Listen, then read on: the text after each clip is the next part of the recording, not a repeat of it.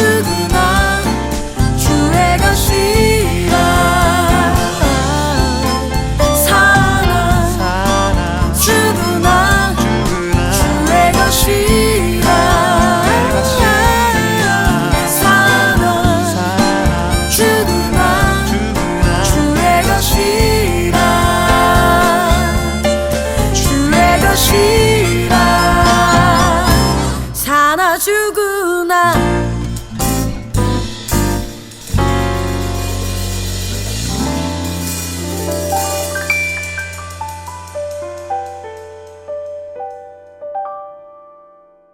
약초의 고장이자 산삼의 본향인 함양 지리산 자락 800고지. 게르마늄이 풍부한 땅에 씨를 뿌리고 농약 한 방울 비료 한 톨 없이 추운 계절 더운 계절 견디며 7년을 기다립니다. 산삼 순백 5,000개 이상의 구매 후기와 만점에 가까운 평점. 13년 외길 산양산삼 추출 기술로 햇섭보다 더 좋은 스마트 햇섭 시설에서 아무도 모방할 수 없을 만큼 압도적 품질로 만든 지리산 산양산삼 추출액 순 100% 산삼 순백. 마셔보시면 바로 압니다. 귀한 분께 잊지 못할 선물을 해보세요. 지난 10년간 매달 20만 원씩 꼬박꼬박 보험 넣은 김호구 씨. 40줄에 처음 병원 신세를 졌는데 과연 그 보장 금액은? 꼴랑 100만 원이요. 왜 이렇게 실망스러운 겁니까? 제가 뭘 잘못한 겁니까? 보험 손해보지 마세요. 최고의 전문가들이 본인에게 가장 적합한 보험으로 맞춤형 리모델링 해드립니다. 지금 바로 마이보험 체크하세요. 검색창에 마이보험 체크. 네, 우리가 지난 시간에 이야기를 하다가 주제를 좀 찾았어요. 그러니까 우리 시대의 신앙이 뭘까? 그러니까 시대에 따라서 신앙이 좀 색깔이 바뀌기도 하고, 뭐 또 이런 얘기하면 또 우리 그 근본주의자들은 난리가 날 텐데, 신앙도 시대를 반영하는 거잖아요. 예를 들면 그렇죠, 신학자들이. 그렇죠. 그 현장의 사람들과 함께 해야 되니까. 네. 신학자들이 예를 들어서 어떤 그 시대의 주장을 할 때는 그 시대가 어떤 시대였기 때문에 주장을 하는 것인데, 지금 우리가 봐서는 그 시대를 보지 않고 그런 주장을 했다고 그냥 무조건 매도해버리고 나쁘다고 잘못했다고 이야기를.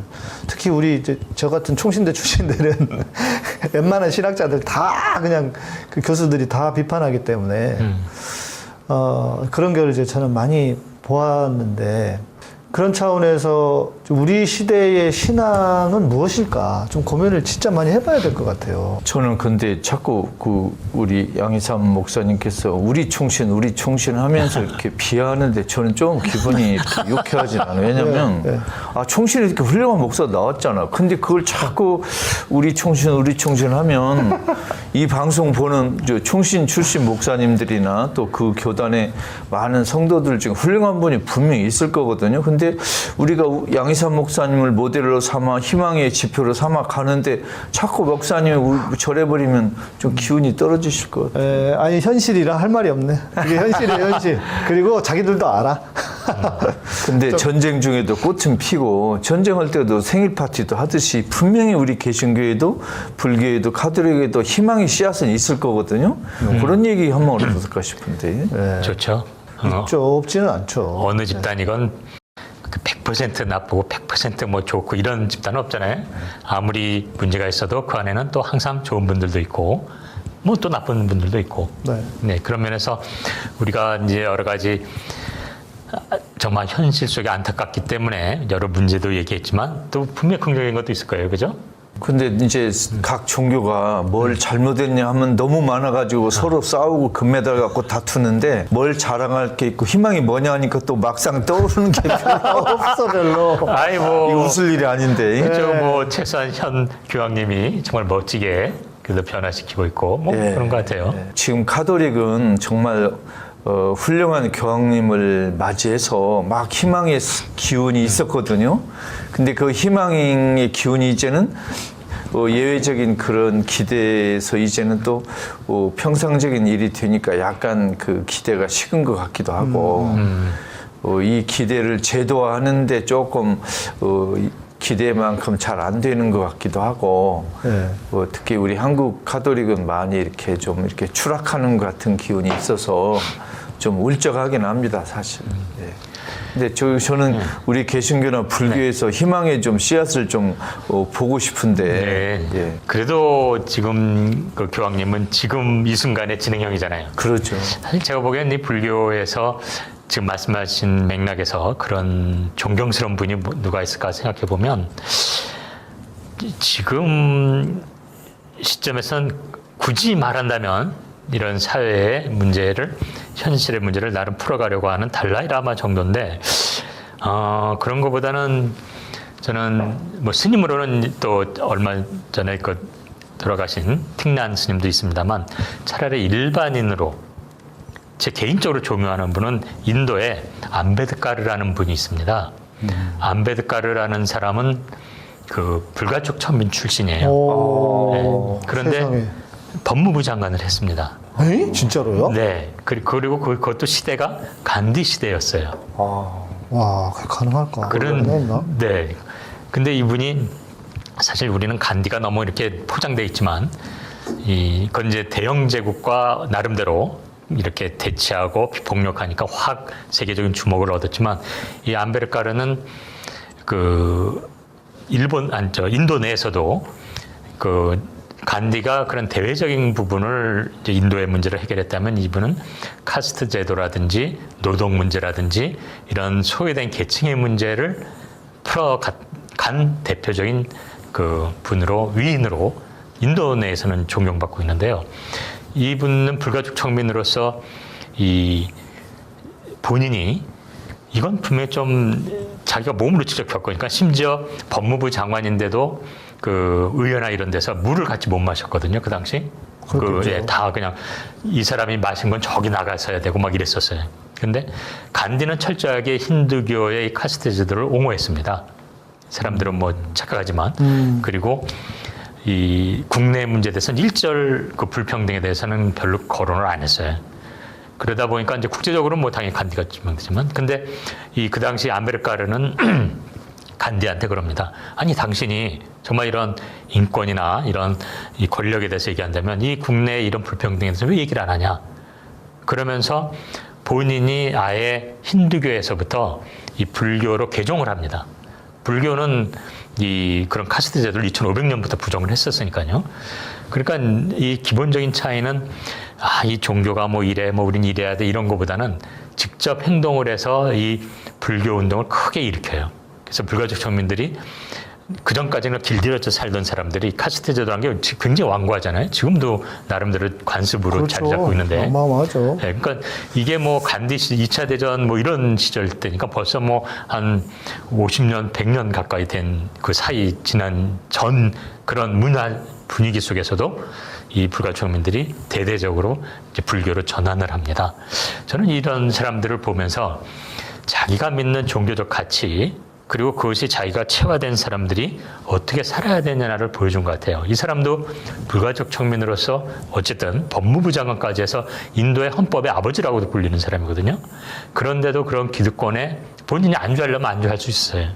물론 그 당시니까 물은 따로 먹지만 그래도 이 법무부 장관으로서 기득권이 얼마든지 있을 수 있는데 불구하고 과감하게 힌두교 인도 사회에서 힌두교를 버리고 자기가 믿는 가치에 적합한 신앙을 갖는 것을 보면서 이 체화된 신앙 그리고 어떤 길들여지고 그냥 남에게 종속된 신앙이 아니라 사실 저는 뭐 이 가톨릭이나 개신교나 너무나 좋은 가치가 있다고 생각하거든요. 그거를 체화시켜서 신앙으로 자기가 살아간다는 어떤 모습이라면 저는 그게 뭐 어떤 위치에 있건 정말 존경스럽다고 생각하는데 특히 이 암베르카르는 그렇게 어려운 상황에서 본인이 그런 어떤 신앙의 어떤 형태를 구체화시키는 아마 이제 인터넷도 찾아보면 나옵니다. 몇만 명이 그래서 불가촉 천민이 신분제도를 부정한 불교로 개종하고 막 이런 얘기가 나옵니다. 그래서 저는 그런 모습의 어떤 이 신앙인들이 좀 많이 나왔으면 좋지 않나. 그래서 저는 만약에 그런 긍정적인 면에서의 어떤 사례를 뭐 그런 분들로 저는 좀 생각하죠. 저는 법무부 장관 그래서 그 단어부터 기분이 좀 언짢을 뻔했어요. 한동훈이 네. 생각하니까. 역시 법무부 장관 중에는 나쁜 놈들도 있지만 훌륭한 분도 많으시군요. 그렇네요. 네. 한동훈이는 종교가 뭔가? 갑자기 궁금해졌어요. 글쎄요, 그 뚜껑을 열어봐야 알 텐데. 아니, 가리기 위해서 이거 쓴 거 보면 불교인가? 아, 그런가요? 나 잘 모르겠어요. 그리고 오늘 주제와 관련해서 이야기를 좀 드리고 싶은 얘기가 있는데 예수님이 우 교수님도 아실 테고 예수님이 성전에서 동전 바꾸는 사람들을 책망하시고 다 채찍으로 딱 하면서 다 뒤집어 엎었잖아요. 근데 그 사건에 숨겨져 있는 뭔가 스토리가 있다. 이거를 제가 이제 이스라엘에 갔을 때 제 친구가 거기서 이제 공부를 한참 하고 히브리 대학교에서 학위도 받았던 친구인데 그 이야기를 하더라고요. 그러니까 이것을 보통 이 신앙 사람들은 뭐 예수님께서 성전을 청결케 하고 뭐 무슨 뭐 돈을 이렇게 터부시하고 그러셨다 이렇게 하는데 이제 제가 이야기를 해볼 테니까 우리 소장님이 검증을 해주셔야 돼요. 네. 이제 그 당시에 이제 사람들이 성전세를 냈습니다. 성전세, 그러니까 세금처럼 성전세를 냈는데 그 성전세는 반세겔, 당시의 돈으로 이스라엘, 지금도 셰켈이라고 하는데 이스라엘은 돈을, 그러니까 지금 돈 단위하고는 다르겠죠. 근데 그러니까 반세겔을 내서 성전세를 내었어야 해요. 그리고 예수님도 뭐 물고기에서 뭐 그 한 세겔을 받아가지고 베드로 거랑 내라 이런 얘기 나와 있었잖아요. 근데 여튼 왜 성전에서 돈을 바꿨냐면 대제사장들이 당시에 성전에서 받는 돈이 어디냐면 두로산 세겔만 받았다. 두로산. 네. 근데 왜 그러냐? 당시에 두로산의 은 함량이 그러니까 그때는 이제 동전이 우리처럼 이렇게 잘 모여 있는 동전이 아니라 이게 뭐랄까 단위절로 이렇게 좀 찌그러지기도 하고 아니면 형상이 있긴 하지만 누구의 사진이 있기는 하지만 보통은 동전이 그냥 이렇게 함량으로만 했는데 두로산의 그 반세겔이 훨씬 더 함량이 높았다는 거예요. 그래서 이 성전에 있는 대제사장들이 함량이 높은 걸로 받아서 나머지는 예를 들어서 그게 뭐 0.5다. 1이 아니고 0.5다 그러면 그건 뭐 한 점 0.6이 되거나 좀 더 높으면 나머지는 자기들이 가져갈 수 있으니까. 그렇게 해서 동전을 거기서 바꿨다는 거죠. 그러면서 예수님이 그거를 아시고 그거를 다 뒤집어 엎은 거다. 그러니까 이거 자체가 뭐냐면 그 종교 권력이라고 하는 기득권에 대한 저항. 그래서 그 뒤에 요한복음 2장인가 나오는데 3장에 막 넘어가면 거기에 뭐가 나오냐면 다음에 바로 니고데모라고 하는 사람이 나오거든요. 근데 니고데모는 그 사내들인 공회라고 해서 당시에 그 그러니까 종교적인 재판을 하던, 그러니까 되게 높은 사람 중에 기득권 중에 한 명이었단 말이에요. 니고데모도. 근데 그 밤중에 찾아갑니다, 예수님을. 그러면서 내가 어떻게 뭐 영생을 얻을까 막 이렇게 그런 거 관련해서 얘기를 하는데 왜 니고데모가 찾아왔느냐? 니고데모는 그가 바리새인이어서 사두개인은 아니니까 뭐 성전에 관련한 건 몰랐겠지만 바리새인이니까 그런 시스템을 그 상황을 알고 있어서 야 이거는 진짜 소위 말하는 종교 권력에 저항한, 그래서 예수님을 진짜 메시아로 알고 자기가 위치는 있으니까 낮에 찾아올 수는 없고 밤중에 남들이 눈이 안 뜰 때 찾아왔다. 이제 요게 그 내용의 스토리거든요. 그런 기록이 다 있는 거예요. 그러니까 기록도 있죠. 그러니까 그 이야기 신학자들은, 그러니까 성경에는 그 배경은 나오지 않고 성경의 배경이 나오지 않는데 이제 신학자들이 연구를 해서 찾아낸 이야기란 말이죠. 신학자들이 찾아낸 문헌이 있는 거네요. 그러겠죠. 네, 그거는 당연히. 그럼 뭐 문헌이 네, 있으면. 그래서 그 주장을 하는데 제가 이제 그 이야기를 제가 저희 페이스북 페이지가 그때 한 15,000명까지 됐어가지고 거기에 이제 올렸어요. 어떤 신학생 하나가 뭐라고 글을 올렸냐면 이런 거야말로 신앙을 교묘하게 왜곡하는 거다. 예수님은 우리가 구원을 위해, 우리가 받을 구원 얻을 우리, 구원받기 위해서, 구원을 이루시게 하기 위해서, 우리가 구원받게 하기 위해서 이미 오셨지, 무슨 사회적인 문제로 거기다 대놓고 싸운 거냐. 이거야말로 아주 교묘하게 복음을 왜곡하는 거다. 이러면서, 내가 도대체 어떤 놈이야 찾아가 봤더니 신학생이더라고. 정신? 모르겠어요. 모르겠어요. 우리 총신? 모르겠어요. 총신은 아니었던 것 같아. 그랬으면 내가 이렇게 했을 텐데, 그건 아니었던 걸 보면은, 그러니까 책 한 권 읽은 놈이 제일 무섭다고. 그러니까 저는 그걸 보면서도 신앙이라고 하는 것은 예수님이 십자가를 지신 이유가 신앙적으로 보면은 우리의 구원을 위해서 그건 당연한 거지만 사회적인 관점에서 보면 이건 기득권의 저항이라면 저 거대한 종교 권력의 저항이란 말이에요. 그러니까 예수님은 제가 볼 때는 죽을 줄 알았어. 이미 죽을 줄 알았어. 죽을 짓을 한 거예요. 그렇죠. 그 죽을 짓도 하고 죽을 줄도 알았던 것 같아. 맞아요. 예. 그 지난 우리 노무현 대통령 선거했을 때 이건 제 후배인데 제 1년 후배가 예수님 이야기를 썼어요. 자기가 예수님도 자기가 죽을 줄 알고 향한 거기 때문에 자기도 예수님도 자살한 것과 다를 바 없다. 그러면서 이제 노무현 대통령 두둔하는 글을 썼다. 또 난리가 났지. 예? 아무튼 저는 그런 관점으로 본단 말이에요. 이전에는 저도 개인의 구원이 중요하다. 주로 거기에 많이 머물러 있고 이거는 조금 있었던 사람이라면 저는 지금 우리 시대의 신앙은 보니까 다른 게 아니다. 기득권에 저항하지 않는 사람들은 신앙이 아니다. 그 종교 권력이든 정치 권력이든 정치 권력 중에서도 어떤 우리의 불이한 기득권을 업은 그런 정치 권력들 있잖아요. 지금 정치 권력 같은 윤석열 같은 인간들 이런 인간들에게 저항하지 않는 신앙은 신앙이 아니다. 저는 이렇게 정의가 돼요. 100% 공감합니다. 목사님하고 저거 뭐가 지금 뒤집어진 것 같아요. 왜? 목사님 해방신학자고 제가 총신 출신인 것 같아요. 근데 정말 우리 존경하는 양희삼 목사님 제가 놀라는 게 몇 개 있어요. 너무 마음을 열어놔가지고 정말 새로운 생각, 이런 생각에 이렇게 이 마음을 열어놓는 그 정도가 너무 커서 정말 빨리빨리 받아들이거든요. 놀랐어요. 예를 들면 아까 그 목사님 하신 이야기 중에 이제 그 예수가 거기 성전에서 저항을 했는데 말하자면 예수는 예루살렘 성전에 그 유다교 지배층 사제들이 성전 세금이라는 걸 이용해서 환차익을 노렸어요. 그렇죠, 맞아요. 요새 말로는 그렇네. 환율 차익을 노리고 하는 짓에 대해 저항을 했거든요. 네. 그리고 이제 성전 세금은 그 의무 세계라기보다는 자발적인 세금이었어요. 아, 자발적인. 예, 이게 안 내도 괜찮아요. 근데 이제 해외에 있는 이스라엘 밖에 있는 유다인들도 그 예루살렘에 성전 세금을 내는데 로마 그 군대가 막진 않았어요. 허용해 줬어요.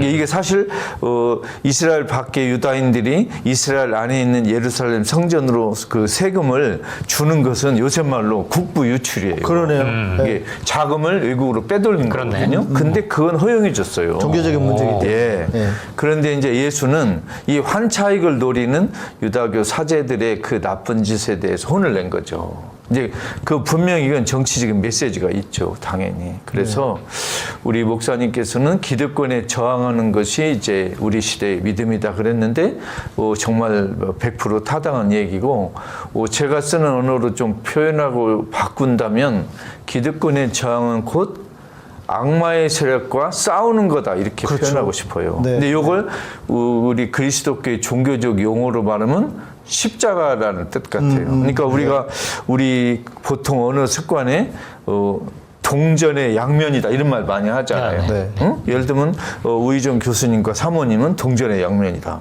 둘이 한 몸이고 이렇게 붙어 있고 서로가 없으면 서로가 이해가 안 돼. 동전의 양면 좀 안 좋을 때 쓰는 거 아니에요? 아 그런가? 근데 예를 들면 몸과 마음, 뭐 하여튼 뭐 여자와 같은 거에, 남자, 같은 것에 또 다른 이렇게 예, 빛과 어둠처럼 예를 들면 둘이 연관이 되고 분리할 수 없고 이렇게 관계가 깊은 걸 동전의 양면 그렇잖아요. 네. 아 목사님하고 사모님 내가 보면 딱 동전의 양면이더라고. 너무 금슬이 좋아. 동전 그 자체더라고요. 자관에.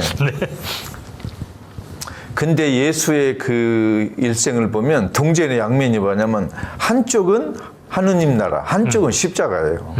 이게 두 개가 연결되고 서로 해석해야죠. 이게 갈릴레아에서는 하느님 나라, 예루살렘에서 십자가예요. 그러니까 말하자면 긍정적으로 예수의 사명을 표현하는 게 하느님 나라고 약간 부정적으로 표현하는 게 십자가거든요. 그러니까 억압받는 사람을 위로하는 게 하느님 나라의 따뜻함을 보여줬다면 악의 세력과 싸우고 저항하는 그 투쟁적인 면을 보여준 게 십자가거든요. 양쪽 다 봐야 되거든요. 네. 그래서 우리 목사님께서 기득권의 저항을 예수 삶으로 표현한 건 너무 잘하신 것 같아요. 그 약간 정확히 불의의 기득권. 아, 그렇죠. 불이에게 그거 불이한 좋으네요. 아, 기득권이죠. 제가 우리 우희정 교수님께 사과할 일이 있어요. 그동안 제가 우 교수님 약간 좀 얕잡아본 거예요. 왜냐하면 우리들의 희망이 종단 그랬거든요. 우리들의 희망이 종교예요. 그러니까 제가 우리 우 교수님 그릇을 좀 낮춰본 거예요. 우리 우 교수님이 뭐 불교 내에서만 좀 통용되는 가치가 있을 줄 알았거든요. 네. 근데 그게 아니에요. 우리들의 희망의 종교. 그래서 네. 이 종교를 조금 이제 아우르는 좀 큰 그릇인 것 같아요. 내가 달리 봤어요, 아니, 왜 진짜로. 이렇게 오늘 띄워주십니까? 오늘 띄워주는 분위기인데 그러니까 제가 왜 이런 생각을 하게 됐냐면 결국 시대적인 고민인 거예요. 만일 우리 시대가 뭐 그런 적이 별로 없었겠지만 그나마 좀 정의롭고 좀 뭐 하나님의 공의가 어느 정도는 좀 되어 있는 세상 같으면 굳이 이런 생각을 하지 않을 텐데 지금은 모르겠습니다. 제가 태어나서 지금 시대까지도 제가 50년 좀 넘게 살았지만 그 어떤 시대에도 제대로 된 하나님의 공의가 펼쳐진 세상은 없었던 것 같아요, 대한민국에. 일부분, 뭐 일부 지역에서 좀 있었겠지만, 그러나 거대한 권력으로 놓고 볼 때는. 그런데 교회는 뻔히 그거를 알아. 독재 권력이 얼마나 잘못됐는지, 전두환 같은 놈이 어떻게 우리 동족을 같이 그렇게 죽이면서 자기 권력을 찬탈하고 그런 짓을 할 수 있습니까? 그런데 거기다 대놓고 목사들이 가서 무슨 뭐 구국의 영웅이고 뭐 민족의 영도자라고 그따위 아양을 떨면서 그런 짓거리를 할 수 있냐고요. 신앙을 가진 목사라는 인간들이. 그런데 그것이 계속 공고화되면서 교회가 너무 지금은 이렇게 교회 다니는 사람들은 저는 소장님도 그러시지만 일단은 좀 피해요. 저 사람이 정상일까? 제대로 선 놈일까? 일단은 피하고 시작해 저는. 네. 그런 편인데 그렇게 만들어버렸단 말이에요. 그러니까 기득권, 불의한 기득권의 편에 서도록 교회가 만들어버려서 이거를 돌아보면서 진짜 신앙이 뭘까? 내가 개인적인 하나님과의 친밀감, 뭐 구원의 기쁨, 뭐 살아가는 기쁨을 갖는 것도 한 축으로 중요한 축이지만 하나는 진짜 불의한 기득권과 싸우지 않으면 이건 신앙이라고 할 수가 없다. 그러니까 이런 지금 우리 시대에 대한 고민 때문에 나온 거예요. 제가 처음부터 이렇게 처음부터 좀 그러긴 했지만 그때는 제가 숨겨두고 있었지만 그러나 진짜 이거는 제가 더 구체적으로 말할 수 있게 되는 것 같아요. 우리 양 목사님을 제가 안 지가 몇 년 됐는데 참 놀라운 경험이 있어요. 뭐냐면 사실 예수님도 본인의 생각을 계속 바꿨거든요. 살아가면서 변화죠. 전환이. 그렇죠. 근데 우리 양 목사님도 갈수록 오른쪽에서 왼쪽으로 기울어 가요. 변덕쟁이네. 아니 근데 그 우리 좋은 변덕쟁이네 근데. 김영 교수님의 노자 강의 보면 훌륭한 분은 왼쪽을 보고 살더라고요. 그래서 좌파들이 훌륭한 거예요. 그래서 왼쪽에 앉았나 봐요. 아, 맞습니다. 그래서 사회상으로 옛날에 보면 제가 왼쪽이에요. 중국에서도 문관들은 왼쪽에 서요. 칼 쓰는 무관들 오른쪽에 서고. 그래서 항상 왼쪽이 태양을 보고 동쪽을 본다 그래서 우선이었어요. 중국에서도. 네. 그래서 좌파가 우선이에요. 성을 바꿔야 되겠네. 어떻게? 우신데. 좌이정으로. 승을 갈아버리세요. 좌이정으로. 아, 참 그런 게 있네요. 그러니. 저는 뭐 지금 말씀해 주신 것처럼 불교도 어떻게 보면은 지금 계속 말씀해 주신 이런 맥락의 삶을 살아라고 강요하는 거거든요. 원래 불교 신앙이. 그렇죠. 그러니까는 뭐 가장 부처의 깨달음을 가장 정확하게 표현했던 게 화엄경인데, 네. 화엄경의 가장 백미라고 하는 이제 보온 행원품이라는 데 보면 중생의 모든 아픔을 내가 대신 지고 그들 그 삶을 살겠다 이런 거거든요. 그렇다면은 이 세상 사람들 물론 뭐 여기 뭐 생태계까지 다 생명 다 들어가긴 합니다만 좀 얘기를 좁혀 말하면 우리 사회에서 고통을 불러일으키는 것은 정당한 공의로운 기득권이 아니라 불이라는 것 자체가 이미 사람들을 괴롭히는 거잖아요. 네. 그러면 이 불교의 가르침은 기본적으로 너의 어떤 존재 이유가 그러한 잘못된 권력을 바로잡는 데 있는 거다라는 가르침이거든요. 그렇죠. 그게 이제 곧 진정한 비폭력이라고 말하는 건데 왜냐하면 이렇게 왜곡된 관계로 다 설명하니까 불교는 네, 네. 이걸 왜곡되고 단절한 게 폭력이거든요. 그럼 그걸 바로 잡는 게 비폭력이지 뭐 총칼 안 드는 수준의 비폭력을 더 뛰어넘어요. 그래서 너는 왜 불교에서 생명을 강조하고 비폭력을 강조하냐면 결국 그런 관계성인데 그렇다면 불의의 이 권력에 대해서 사람들에게 고통을 주는 이걸 바로 잡는 게 너의 존재의 의미다라고까지 얘기하는 겁니다. 네. 그런데 무슨 산속에 들어가고 무슨 이상한 데 들어가서 그러니까. 선방에 들어가 이게 난 진짜 너무 원래 가르침을 왜곡시키는 게 제대로 산다면 당장 촛불 현장에 나가고 저 윤석열에 대해서 한마디 하고 아니 근데 행동해야 교수님 되는 그게 거죠. 조계종만 그런 게 아니잖아요. 이 세계적으로도 그런 그 아니요. 선하는 종교 있지 않습니까? 아니 그렇죠. 근데 거기서 말하는 게 그래서 참여 불교라는 게 있습니다. 참여 불교, 인게이지드 부디즘. 이게 이제 아까 말한 그 틱난 스님이나 더 이런 사람들이 하는 거고 아까 말한 안베르카르라든지 이런 사람들이 그 전통이 인도에 내려오고 있는데요. 참여 불교는 참여 불교. 네, 네. 현장에 참여하는 겁니다. 그래서 그래서 이제 월남 전쟁 때 이 전쟁을 빨리 멈춰라 그러면서 이제 특광특 스님 같은 분은 분신을 하거든요. 소신 공양을 이 기자들 다 모아놓고 이런 게 이제 참여 불교죠. 그래서 이 어떻게 보면 이게 불교의 발전사인데 처음 초기에는 나 개인의 깨달음. 네. 그러다 대승불교가 되면서 선불교처럼 일상의 삶에서 자기의 어떤 깨달음을 이 중생과 함께하는 거. 그러다가 이게 이 2차 세계대전 이후로는 이 불평등한 이 사회에 직접적으로 뛰어들어서 참여해서 하는 형태. 이런 형태의 불교가 지금 그래서 국제적으로는 사실 그게 대세죠. 네. 근데 한국 불교만 아주 이상하게 옹고집, 똥꼬집, 보수, 수구 종교가 된 거고요. 오히려 국제적으로 이 서구에서 이제 불교를 많이 좋아하는데 요즘 그 이유는 개인의 명상과 더불어서 그렇게 참여 불교의 형태이기 때문에 그렇습니다. 그래서 그 참여 불교의 대표적인 승려인 틱난 스님이 생불 중에 하나라고 이제 서구사에서 얘기해지는 것도 그 이유죠. 그래서 국제적인 어떤 불교의 흐름은 철저하게 현장에 참여하는 인게이즈 부디즘이 주류입니다. 지금 명상과 함께 두 축이죠. 그러면 이렇게 훌륭한 가르침을 전해주신 부처님 또 그 부처님의 뜻을 이렇게 멋지게 해설한 그런 화엄경 같은 경전이 있는데 그러면 스님들은 지금 뭐하고 자빠져 있는 거예요? 팔아먹고 화엄경이 좋죠. 그리고 이제 그러니까 제가 변태불교라고 말한 이유는 분명히 지금의 이 국제적인 흐름도 그렇고 이 가르침이 어떻게 꼽혀야 된다는 게 분명하고 경전도 있는데 자꾸 개인의 깨달음 아주 초기에 뭐 왕도 있고 막 사람 막 노예제도 있고 죽여도 이런 시절에 얘기됐던 형태의 가르침만을 강조하는 거예요. 그래서 개인화시키고 야, 너 개인이 깨달아야지 나쁜 얘기 아무리 그런 거 봐도 나쁜 말을 담으면 안 되는 거야. 옛날엔 그러니 막 목 날라갔으니까 이제 그런 형태가 좀 더 주류를 강조했는데도 그걸 지금도 강조하죠. 아니 그러니까. 그게 지금 한국 개신교도 똑같단 말이에요. 다를 바가 없어. 난 저기 교수님 말씀 드릴 때마다 이건 교회 얘기인데 계속 그 생각이 들어요. 거기도 변태불 기독교로 이게 그러니까 원래 모습을 잃어버린 거거든요. 그래서 이게 그러면 도대체 우리의 어떤 한국의 종교인들의 정특일까? 이런 생각이 들기도 해요. 그것도 있긴 있겠네요. 우리 교수님 제가 이런 테스트에서 죄송하지만 괜찮습니다. 교수님이 깨 달았어요? 제가 깨는 조금 달았어요? 말씀 듣고 제가 달았습니다. 그럼 깨 달았구만. 깨 달았어요. 깨를 이렇게 딱 이 테이프다 붙여서 딱 벽에 달은 깨 달았어요. 제가 분명히 확실해. 그 예수 동생 근수의 가르침으로 깨를 달았습니다. 깨달았습니다. 제가.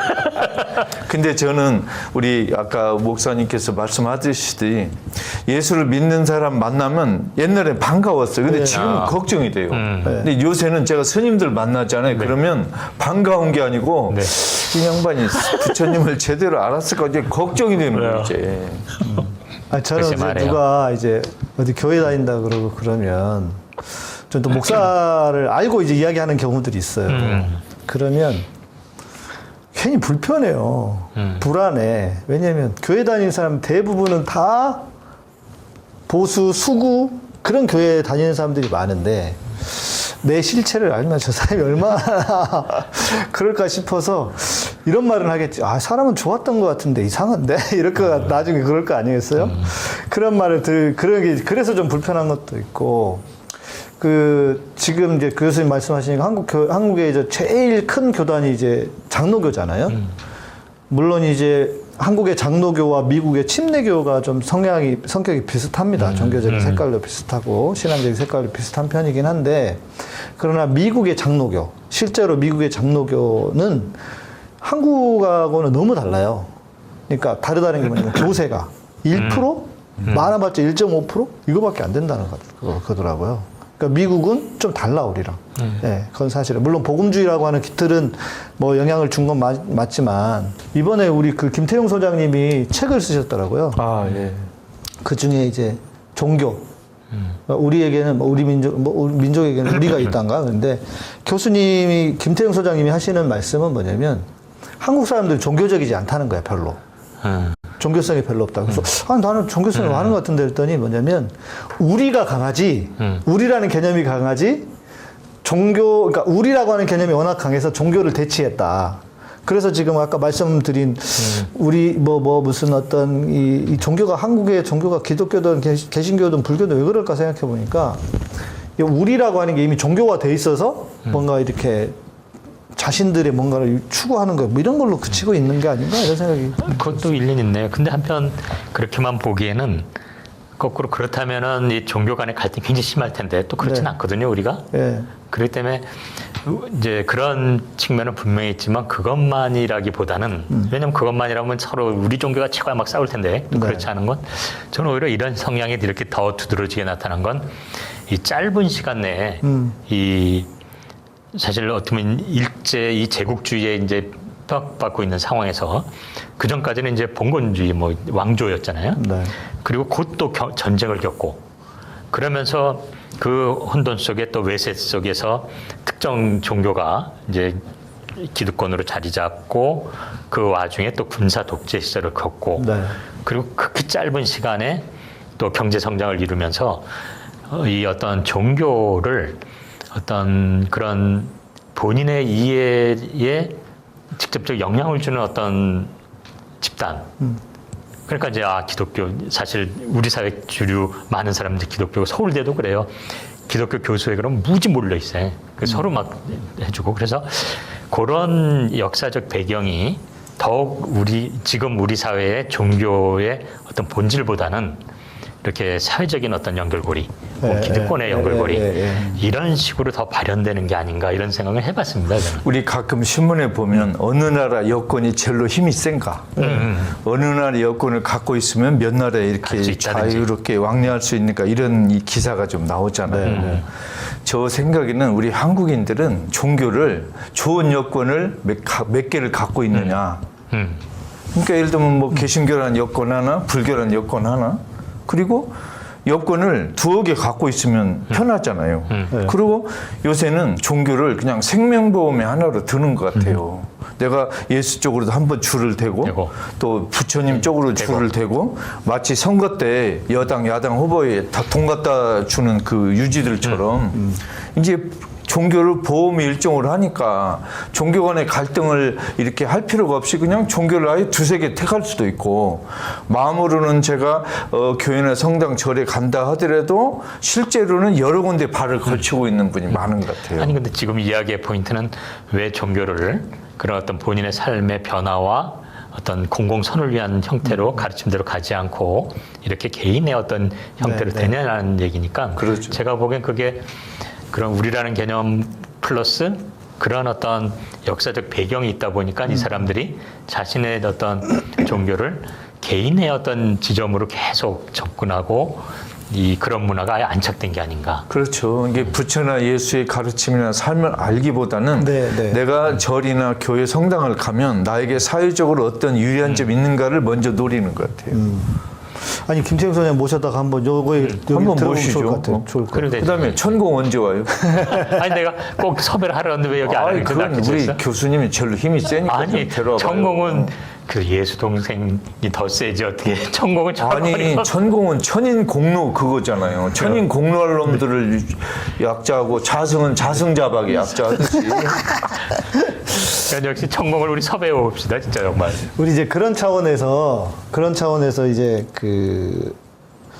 신앙이 기득권과 싸우는 것이다라는 차원에서 보면 그 개신교에서는 어찌됐건 문익환 목사님이 최고의 어떤 따라야 할 분이 아니었었을까. 네, 훌륭한 분이죠. 네. 그리고 제가 이제 솔직히 제가 이제 저하고 완전히 교단이 반대에 있는 분이시란 말이에요. 문익환 목사님은 기장, 저는 합동에 합동. 뭐 이렇게 되니까.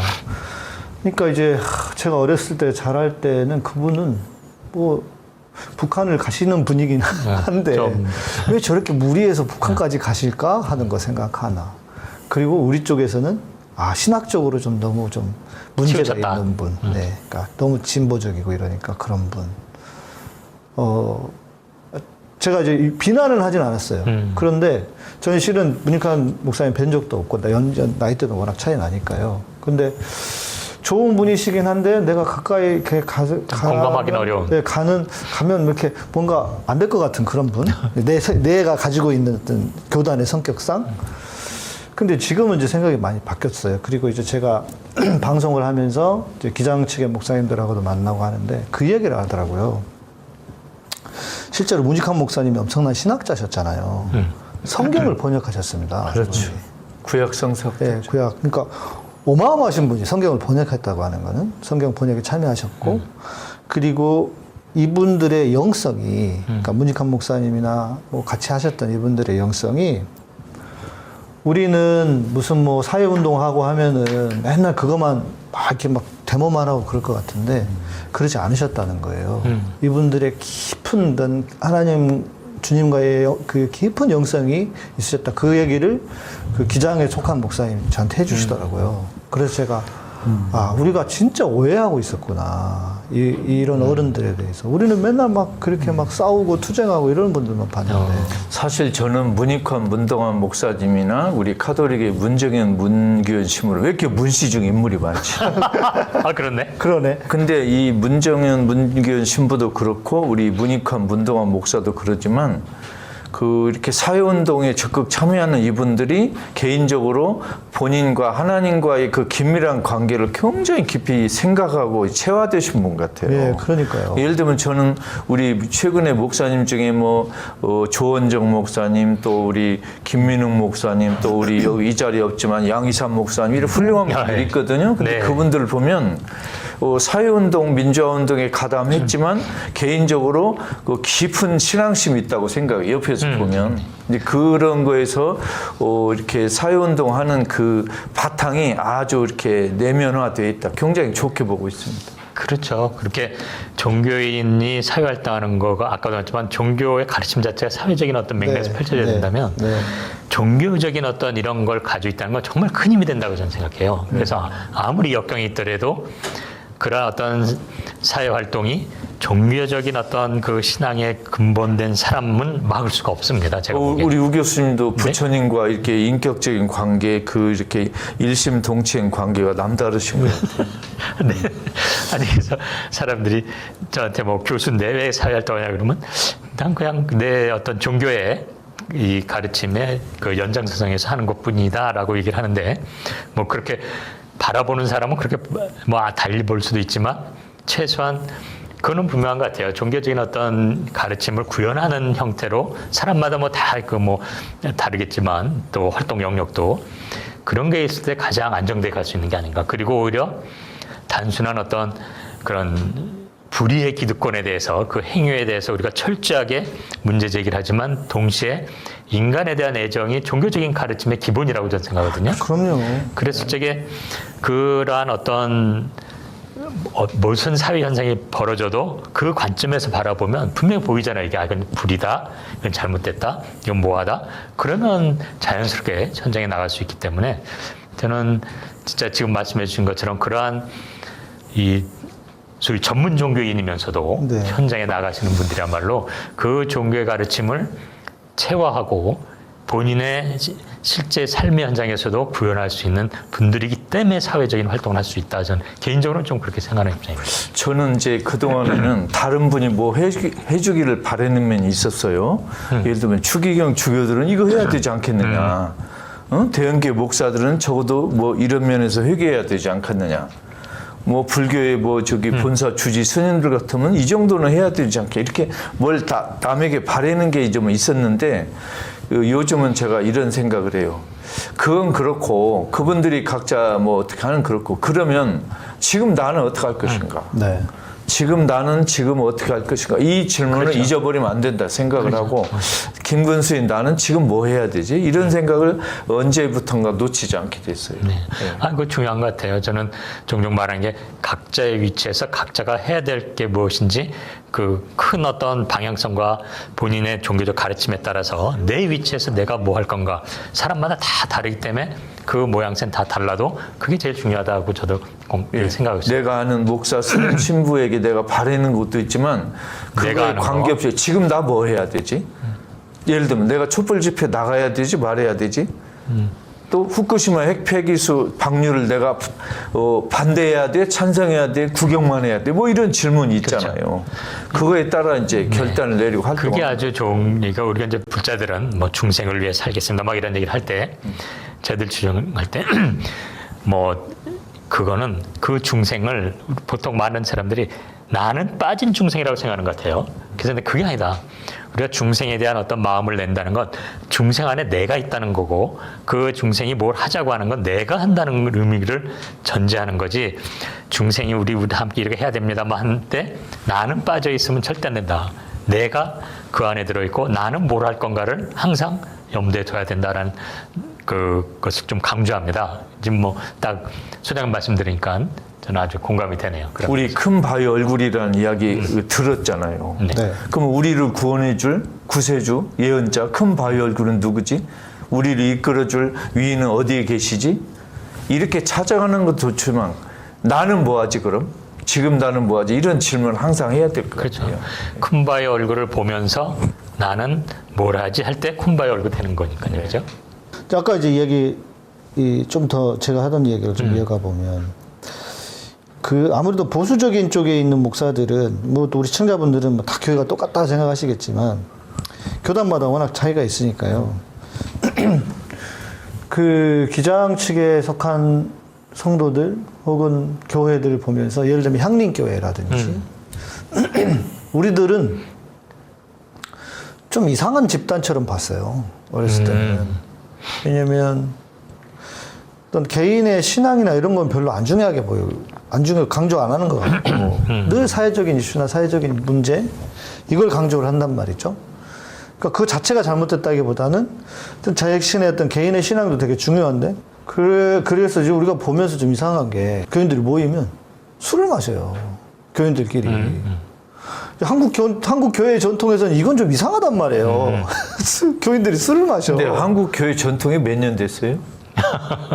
뭐 100년 좀 넘었겠죠. 예수는 2000년 됐잖아요. 네. 그럼 2000년 전에 술 퍼먹었는데 뭐 끝난 거 아니에요? 그러니까 예수는 술로 시작해서 술로 끝났잖아요. 그러니까 저는 지금은 술 마시는 거 별로 중요하지 않다 생각하는 그렇죠. 사람이니까 예. 너무 심하게 막 건드려 만드려 되는 것만 아니면 괜찮다고 생각하는데 여튼 그때는 그랬으니까 그때는 그렇게 보고 좀 그 신앙이 진짜 있어 저 사람들 이렇게 생각을 했단 말이에요. 그런데 아까 문익환 목사님을 들으면서 그랬다는 건데 근데 한편으로 보면 이것도 문제 같아요.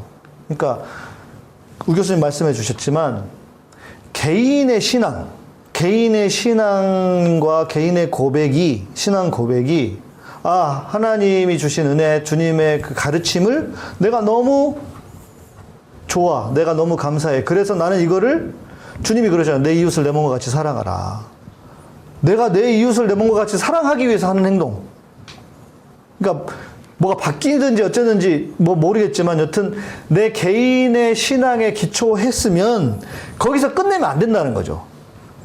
반대로 예를 들어서 뭐 어떤 개인의 영성을 강조하지 않는 것도 저는 우리가 신앙이니까 사회운동을 하는 단체가 아니니까 교회는 그러니까 개인의 어떤 하나님과의 관계를 강조하는 것도 강조하고 거기서 시작해야 되는 것도 저는 필요하다고 보고 그런데 여튼 중요한 것은 우 교수님 보셨던 것처럼 그 사람의 어떤 개인의 영성이 뒷받침이 되어서 사회운동을 하는 거 이게 진짜 어찌 보면 힘이 있지 않나. 그렇죠. 그리고 제대로 그런 어느 종교건 네. 그러한 가르침에 따라 자기 영성이 본인이 신앙으로 받아들이면 이런 사회적으로 안 나갈 수가 없는 거라는 그러니까요. 거죠. 그러니까. 그죠? 네. 저도 실은 그런 거란 말이에요. 저도 진짜 내가 오죽하면 맨날 합동이라고 그러겠어요. 왜냐하면 내 주변에 없어, 합동엔 진짜. 그리고 기장층 목사님들 이제 많이 만나잖아요. 그러면 나를 무슨 이상한 사람 취급해. 어떻게 총신에서 저런 사람이 나왔나. 이뻐서 그런 거지. 어떻게 이렇게 기특하게 이렇게 여기서 이렇게 응? 진흙밭에서 진주가 나왔냐 이거지. 아니 여튼 근데 지난번 제 아내가 그랬대잖아요. 기장 목사님 오셔서 막 저에 대해서 물어보니까 제 아내가 그랬대요. 성경에 다 나와 있는데. 정답이 되겠다. 근데 사모님 같이 훌륭한 분으로 살면 굉장히 솔직히 사모님 죄송해요. 피곤하시겠어. 그게 다 알아버리니 어떡해요. 그 절대 저는 못 속입니다. 그래요? 근데 아까 우리 목사님이 내 이웃을 내 몸같이 사랑하라 그랬는데 이웃이란 말이 중요하잖아요. 그렇죠. 이웃을 유다인들은 유다인이라고 생각했어요. 그렇죠. 유다인으로만. 그러니까 네 이방인 이웃의 이웃이 아니야. 유다인을 네 몸처럼 게 너는 동족 유다인을 사랑하라 이 뜻이에요. 근데 요새 우리 교회 성당 다니는 사람 이웃은 누구냐면 교회 성당 다니는 사람 이웃이라고 봐요. 근데 그걸 예수는 불쌍하고 고통받고 억압받는 사람을 가르쳐줬거든요. 이게 이웃에 대한 개념이 싹 달라요. 아니 근데 이놈들은 이상한 놈들인 게 지금 유대인들이라고 생각했다면 구약의 가르침은 고아와 과부와 나그네를 대접하라잖아요. 근데 그 나그네가 이방인이잖아. 아니 그래도 유대인 나그네만 생각했나? 나그네는 원래 유다인이 이렇게 나그네 출신이라고 믿었잖아요. 유다인들이. 그러니까 히브리. 우리 조상들이 나그네였는데 우리 동족을 사랑하자 이 사랑하라는 뜻이에요. 의미예요? 이방인이 아니에요? 아니에요. 그거. 그런 의미구나. 난 그렇게 들었는데 이 나그네가 이방인이라고 그랬다고. 이 원래 이제 유다인들이 오클로스든 아마레치든 떠돌이라고 생각했잖아요. 히브리라고 하는 단어가 그렇지, 원래 거기서 나온 떠돌아다니는 거니까. 사람이니까. 그래서 지금 근데- 우리 김근 소장님 말씀하신 것처럼 정말 이웃, 헐벗고 소외된 사람, 이제 더 기독교가 확장되고 이 시대를 대변하려면 그것이 인간에 의해서 고통받고 신음하는 다른 생태계의 많은 생명체들까지 그렇죠. 예. 확장되는 시기가 온 것 같습니다. 생태신학, 맞습니다. 환경신학인데 네, 네. 이게 잠깐만 내가 여기서 얘기할 게 있어요. 네. 내가 겪은 얘기가 있어가지고 와 진짜 우리 시청자들 저희 방송 시청자들은 라이브로 다 봤어요. 제가 다구리 당하는 걸 봤는데 뭐였냐면 아니 그 한 2년 전쯤인가 저한테 어디 교회에서 강의를 해달라고 연락이 온 거예요. 그래서 부교육자래요. 그래서 내가 당신 괜찮겠어요? 나를 부르면 이게 잘못하면 그 어떻게 될지 모르는데 당신 그 생명이 어떻게 될지 모르는데 나 때문에 잘릴 수도 있으니까 잘 알아보고 초대를 해라. 제가 그랬어요. 그랬더니 자기네 교회는 어떻고 저쩌고 나중에 근데 알고 보니까 점점 말이 바뀌면서 무슨 이상한 극우 어떤 놈하고 토론을 하자는 거야. 내가 토론을 붙이겠다는 저랑. 그래서 아니 논리가 없는 놈하고 무슨 토론을 하냐고. 나 그 친구하고는 토론 못 하겠다. 그거는 논리 없는 놈한테 내가 가가지고 이길 수가 없잖아요. 나는 그건 아닌 것 같고. 그랬더니 무슨 교수님이 사회를 보고 제 이야기를 듣는 식으로 하겠다는 거예요. 그래서 가서 이야기를 하고 있더니 이분이 그냥 다 나를 진짜로 이상한 딴 나라에서 온 놈인 것처럼 이렇게 그냥 잡아먹을 듯이 이랬던 것 같아. 나는 그래도 교회니까 뭐 좋은 마음을 봤어요. 예. 무슨 청교도 무슨 모임이야 이 양반들이. 그런데 이야기를 하다 보니까 이상해요. 그래서 내가 처음에 이야기를 했어. 아니 예수님이 내 이웃을 내 몸과 같이 사랑하라고 그러지 않았냐. 그러면 내 주변의 사람이 이웃이지. 그랬더니 그 진행하는 교수님이 하는 말이 뭐냐면 내 이웃이 누구인지를 점검해 봐야 된다는 거야. 바로 그런 얘기를 하는 거예요. 아니, 그래서 내가 또 아니 내 이웃이 내 집에 있는 사람이고 내 주변에 있는 사람이지 무슨 이웃이 누구냐고. 그러니까 너무 황당해가지고 저는 그렇게 질문을 할 거라는 것 자체를 생각을 못했어요. 너무 황당해가지고 선한 사마리아인 얘기를 했어야 되는데 그 얘기도 못하고 왔어 내가. 나중에 내가 바보네 그러고 왔는데 너무 충격을 받았어요. 이웃을 세상에 교회를 다니는 사람, 신앙을 가진 사람만 이웃이라고 생각하는 이런 인간들이 왜 어디냐고요. 이렇게 교회 다니는 사람만 이웃을 생각합니까? 라고 물어보면. 그러니까 난 너무 충격을 받았다니까 그때. 네. 너무 충격을 받았어. 진짜 이런 이상한 정신병 환자 같은 집단들이 있구나. 나 목사라고 다 앉아 있는데 저를 계속 공격하듯이 질문을 하는 거예요. 와, 내가 진짜 너무 황당해가지고 이게 기독교의 현 주소구나. 이게 우리 그날 제가 이제 방송에서 제 채널로 중계를 했어요. 댓글에서 난리가 났어. 저것들이 목사라고 수준이 저러니까 한국 교회가 이 모양이지. 그래도 우리 시청자들은 안 그러니까. 그러니까 제가 너무 우리 이쪽에 있는 사람들만 보다가 그런 분들을 보니까 너무 충격을 받았어요. 진짜 이렇게 생각을 하는구나. 아, 그러게. 네. 저는 오히려 그런 사람 만나면 즐거운데. 그때 내가 너무 순수하게. 나 순진한가 봐요. 아, 진짜. 그게 근데 어떻게 그럴 수가 있어요? 이웃이 어떻게, 그러니까 유대인들이 자기들 유대인들만 이웃이라고 한 것처럼 또 다른 계토를 만들어서 자기들 이웃이 같은 교회를 다니고 같은 신앙을 가진 사람이, 그러면 이게 무슨 논리야, 이게. 그러면 이제 여기서 우리가 오늘 한국을 생각해가지고 지금 우리에게 이웃은 누구죠? 이런 토론을 하고 잠깐 좀 의견을 모을 필요가 있겠어요. 지금 우리에게 이웃은 누구냐면 윤석열 폐악 정권에 시달리고 신음하는 우리 촛불 시민들이 이웃이잖아요. 그리고 우리 후쿠시마 핵폐수 때문에 가슴 아리하는 우리 한국 국민들, 어민들, 이분들이 지금 우리 이웃 아니겠어요? 저는 근데 약간 같은 취지지만 좀 달리 표현하고 싶습니다. 아까 양 목사님의 그런 와장창 달라붙은 그 목사들도 전 이웃이라고 생각해요. 또 그쵸? 거꾸로 떼버리시죠. 나는 이웃의 잠깐 요거 하나만 더. 네. 그래서 김근 소장이 말씀하신 것처럼 이 현 윤석열 정권 이것도 우리 이웃입니다. 그렇기 때문에 이웃을 사랑하기 때문에 성렬이 하야하고 그냥 퇴출되고 이 후쿠시마 이거 바로 잡아야 되고 그들을 바로 잡아줘야 돼요. 그들이 이웃이거든요. 저는 이렇게 생각합니다. 근데 우리 우이정 교수님이야 저보다 인간적으로 또 이렇게 그릇이 크니까 당연히 이렇게 말하지만 저는 이웃이고 나발이고 윤석열, 김건희, 한동훈은 그냥 멸망해야 돼. 얘들은 다 얘들 위해서 기도 안 해요, 솔직히. 얘들은 그냥 하느님한테 천벌 받아가 지옥 가가지고 맨날 후쿠시마 백팩에서 매일 쳐 마셔야 돼. 저는 그렇게 이 연사 주장을. 네. 저는 그 부분을 하나님께 맡기고 이놈들을 바로잡자. 이것이 이웃이다. 이웃의 잘못과 이웃이 나락으로 빠지는 것을 바로잡아주자. 저는 그 새 인간은 좀 나락으로 빠졌으면 좋겠어요. 네. 죄송합니다. 이게 우 교수님의 인격인가 불교의 신앙인가 이게 궁금해. 아니 우 교수님 너무 세상을 좀 기독교 신도로서 말씀해주세요. 너무 세상을 좀 아름답게 사신 것 같아. 네. 네.